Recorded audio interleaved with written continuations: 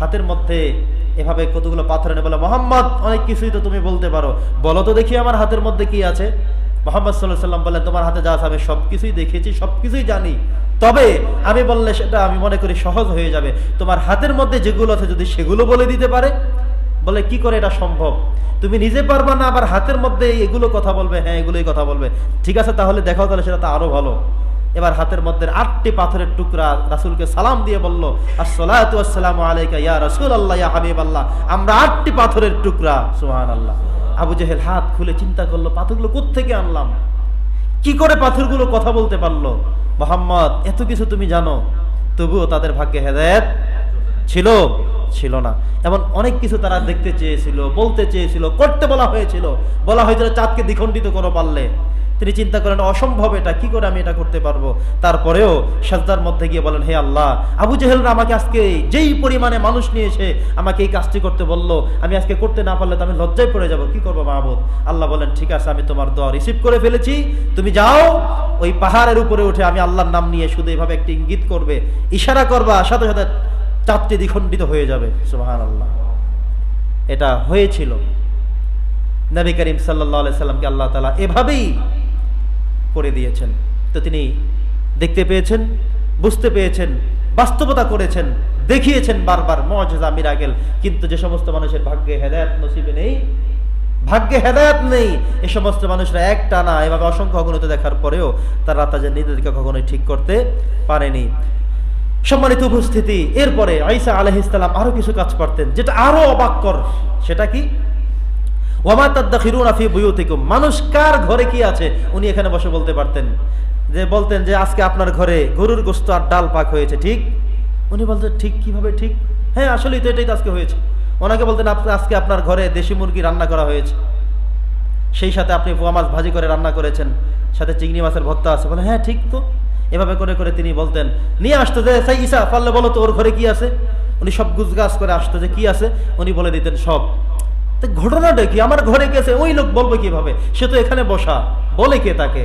সুবহানাল্লাহ বলবেন না? এগুলো হলো আল্লাহ তাআলা বিশেষভাবে নবী রাসূলদেরকে তার ওই জাতির জন্য হেদায়েতের বার্তাবাহী হিসেবে পাঠাতে যা কিছু করা লাগবে সবকিছু তাদেরকে আল্লাহ তাআলা ঢেলে দিয়েছেন। আল্লাহ রাসূল সাল্লাল্লাহু আলাইহি ওয়াসাল্লাম এভাবে একের পর এক দেখিয়ে দিয়ে গিয়েছেন।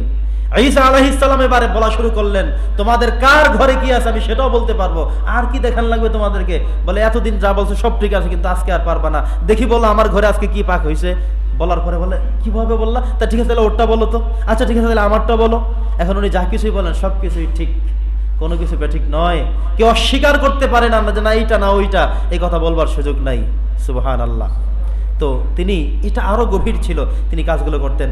ইন্না ফি যালিকা লাআয়াতান লাকুম ইন কুনতুম মুমিনিন। আল্লাহ বলছেন, এগুলো সব আমি আল্লাহর পক্ষ থেকে নিদর্শন তাকে আমি দিয়েছি, মুআজিজা দিয়েছি, মিরাকেল আমি দিয়েছি মানুষকে, যাতে মানুষ তাকে বিশ্বাস করতে পারে, মানুষ যাতে তাকে ঈমান করতে পারে, এজন্য আমি এগুলো দিয়েছি। কিন্তু তারা এর পরেও, এত কিছু দেখার পরেও, এত কিছু বোঝার পরেও তাদের ভাগ্যে, তাদের কপালে, তাদের ললাটে হেদায়েত না থাকার কারণে হাজারো কিছু দেখা সত্ত্বেও তাদের ঈমান নসিব হয়নি। সম্মানিত সুধী, এরপরেও ইহুদীদের একটি গোষ্ঠী প্রায় 4000 পরিমাণ লোক এসে ঈসা আলাইহিস সালামকে হত্যা করবে সিদ্ধান্ত করলো। কারণ উনি যে দাওয়াত দেওয়া শুরু করলেন, দিন দিন মানুষের সংখ্যা বেড়ে যাচ্ছে, দিন দিন সবাই মিলে তার কথা শুরু করে দিচ্ছে। এবার তারা তাকে হত্যা করবার জন্য পরিপূর্ণ সিদ্ধান্ত নিয়ে চলে আসলো। ঈসা আলাইহিস সালামকে তারা মনে করে তারা মেরে ফেলেছে, কিন্তু আল্লাহ তাআলা সূরাতুন নিসার 157 নম্বর আয়াতে তথ্য আমাদেরকে দিয়েছেন যে আমার ঈসাকে কেউ মারতে পারেনি। ওমা কাতালুহু ওমা সালাবুহু, আমার ঈসাকে কেউ মারতেও পারেনি, শুলেও চড়াতে পারেনি। ওয়ালাকিন শুববিহা লাহুম, বরং আমি তাদেরকে একটা সন্দেহের মধ্যে, ধূম্রজালের মধ্যে ছেড়ে দিয়েছি। তারা আজও পর্যন্ত ঠিক পায়নি যে আমার ঈসা আছে কি নাই। আমরা ঈমানদার হিসেবে আমরা বিশ্বাস করি, আমার আল্লাহ বলে দিয়েছেন যে আমি তাকে ওয়ারাফিউক, আমি তাকে উঠিয়ে নিয়ে এসেছি, সে এখন চতুর্থ আসমানে আছে। আমার রাসূল যখন মেরাজে গিয়েছিলেন তিনি এসে বলেছেন যে আমি চতুর্থ আসমানে হযরত ঈসা আলাইহিস সালামের সাথে সাক্ষাৎ করেছি। সুবহানাল্লাহ। তিনি বলেছেন আমার উম্মত হয়ে তিনি কিয়ামতের আগে আবারও ফিরবেন। আল্লাহু আকবার। তার মানে হলো, যেখানে আল্লাহ কোরআনে বলছেন, যেখানে আমার রাসূল মেরাজের সময় গিয়ে চতুর্থ আসমানে দেখে কোলাকুলি করেছেন, পরিচিত হয়েছেন, তিনি এসে বলেছেন যে তিনি আছেন, আবারও আসবেন।